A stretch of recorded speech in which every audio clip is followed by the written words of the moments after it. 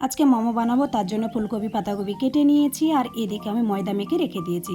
Tomato শুকনো লঙ্কা ঝলসে নিয়েছি, কড়াই বসিয়ে রেখেছি। কড়ার মধ্যে দিয়ে দেবো আমি হালকা জিরা। জিরা দেওয়ার পর এখানে আমি পাতাকপি ফুলকপি কুচিটা ঢেলে দিয়েছি।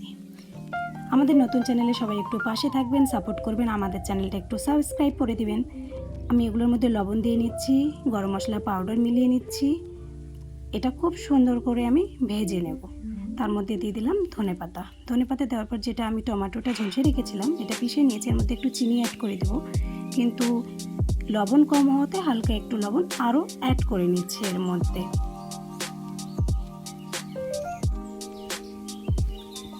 এর মধ্যে আমি ধনেপাতা একটু দিয়ে নিচ্ছি আর ময়দাটা ফ্রিজ থেকে বের করে রেখেছি। এর মধ্যে বড় বড় রুটির মতো করে নেব, কেন আমি একটা সমান শেপ দেওয়ার চেষ্টা করছি, তাই গ্লাসের মাপে আমি কেটে নেব।